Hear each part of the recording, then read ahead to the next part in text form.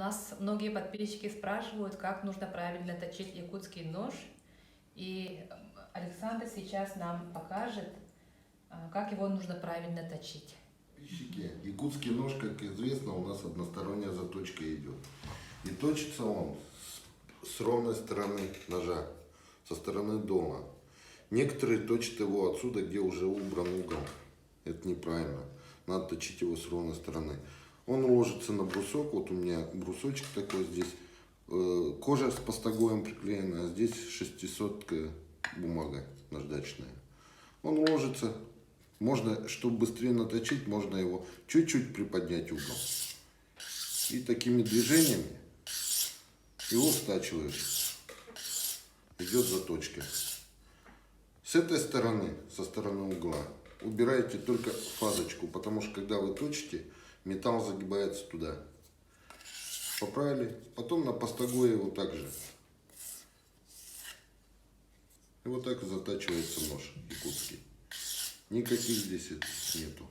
Сколько времени примерно занимает эта процедура? Смотря от металла зависит. А так вообще металлы 65Г или же нержавеющая сталь, они... Ну, 65Г, смотря как закалка у него. Если средние закалки, нож легко точится. Самое хорошее это средняя закалка, чтобы он не мялся и сильно не крошился. Якутского ножа угол заточки 17-19 градусов. Это уже от мастеров зависит, какой угол заточки идет.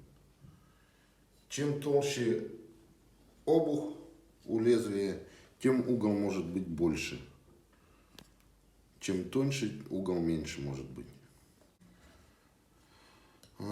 Так, я использую наждачку 600-ку, 400-ку, затачиваю ей вручную ножи. Еще у меня есть в мастерской алмазный брусочек мелкий. Желательно алмазку намочить водой и точить, чтобы лучше брало. Если на крупном камне брать, как некоторые у нас любители любят, болгаркой точить ножи, потом портят все их, исправляем мы. Самая надежная это вот наждачка.